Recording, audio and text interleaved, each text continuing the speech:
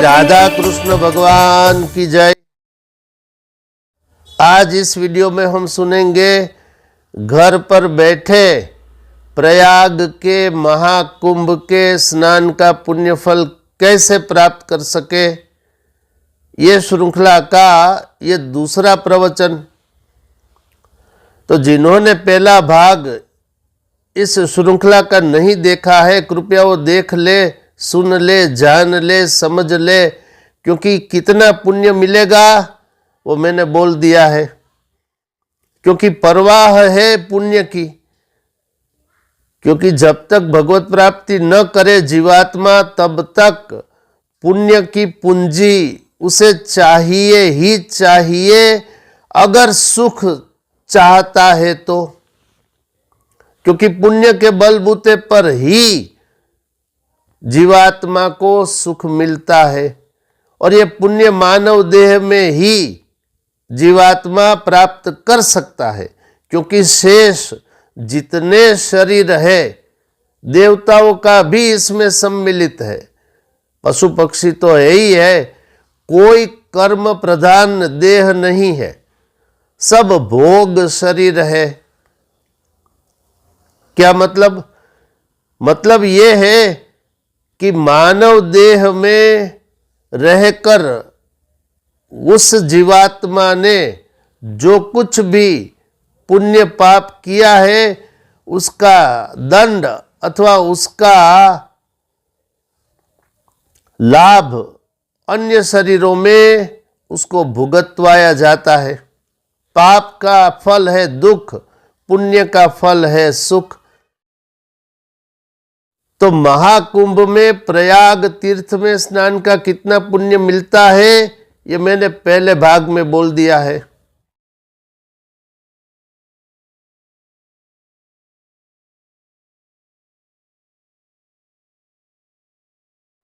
मैं कोशिश करूंगा उस वीडियो की लिंक मैं डिस्क्रिप्शन बॉक्स में रख दूं, आप चाहे तो वो भी देख सकते हैं। अस्तु, अब इस वीडियो में हम जानेंगे प्रैक्टिकल तौर पर घर बैठे प्रयाग के महाकुंभ के स्नान का पुण्य फल कैसे प्राप्त करें।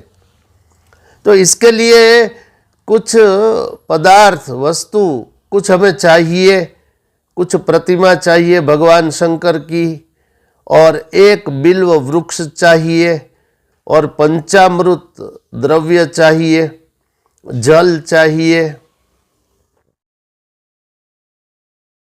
तो इतने की आवश्यकता रहेगी ये फल प्राप्त करने के लिए। तो क्या करना पड़ेगा?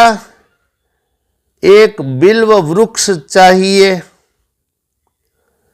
तो बिल्व वृक्ष संभव है मनुष्य के आसपास किसी मंदिर में, धर्मस्थान में, आश्रम में या किसी भक्त के घर में भी बिल्व वृक्ष प्रायः रहता है।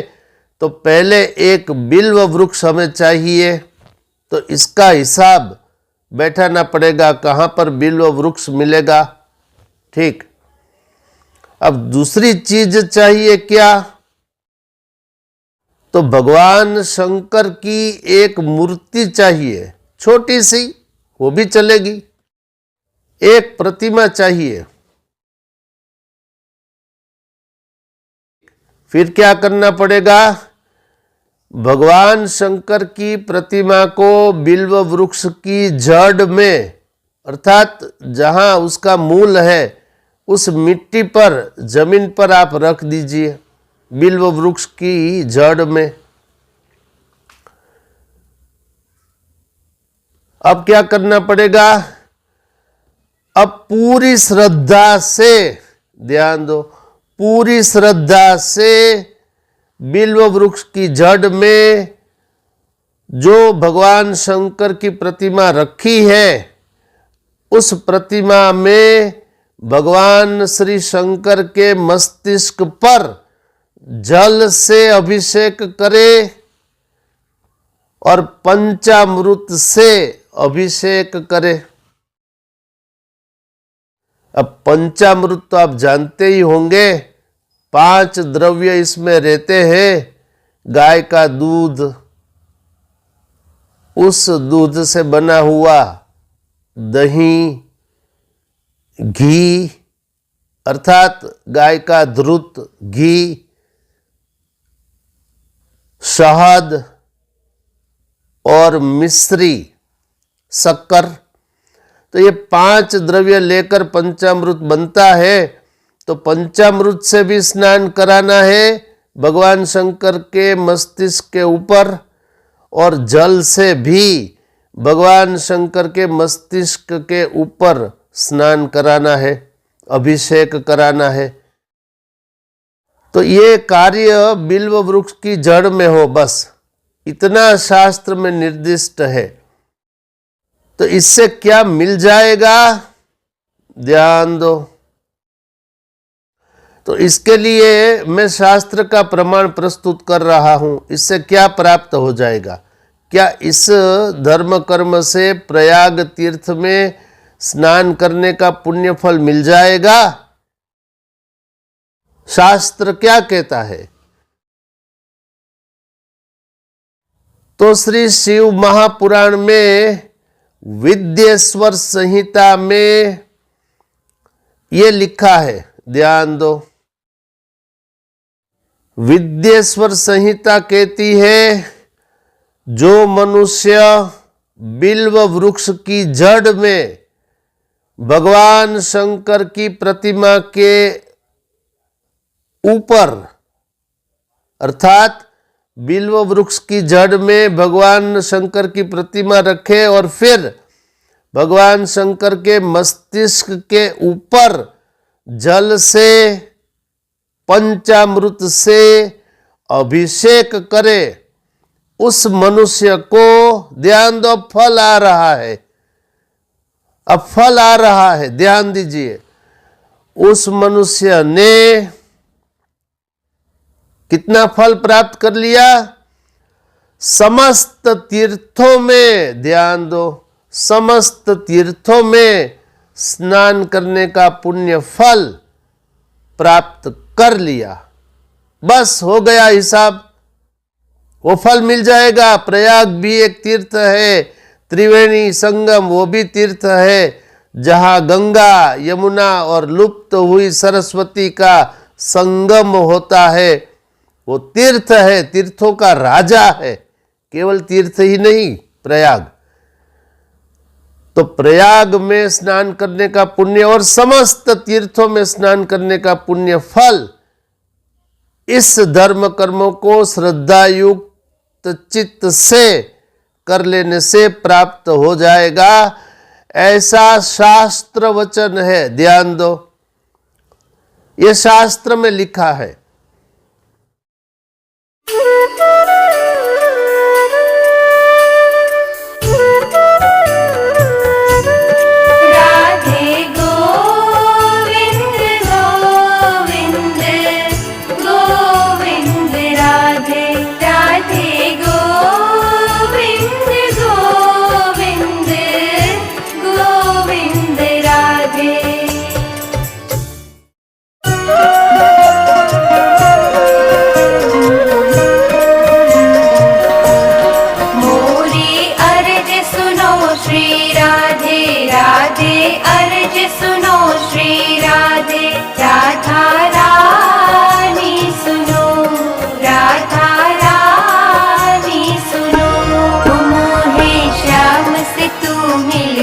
दे मोरा जन्म सफल करवा दे राधा राम। अब सुनिए इस वीडियो बनाने का आशय।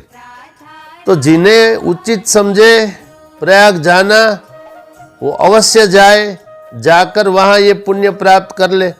लेकिन प्रायः प्रत्येक मनुष्य जा नहीं सकता, तो घर बैठे उसे पुण्य कैसे प्राप्त हो जाए, तो मैंने ये शास्त्र का प्रमाण प्रस्तुत करके बता दिया। अब मनुष्य चाहे तो इस आज्ञा का पालन कर सकता है। इस वीडियो में इतना ही। वैसे बहुत से उपाय और भी है, ध्यान दो, मैं आने वाले प्रवचनों में बोलूंगा। देखते रहिए मोरे श्याम चैनल। इसे लाइक शेयर कमेंट से सब्सक्राइब अवश्य करिए। जो प्रथम बार आए हैं कृपया इस चैनल को सब्सक्राइब करिए, इस धर्म के कार्य में सहाय रूप बनिए। अस्तु, इस वीडियो में इतना ही। देखते रहिए मोरेश्याम चैनल। शेष फिर कभी। बोलिए श्री राधा कृष्ण भगवान की जय।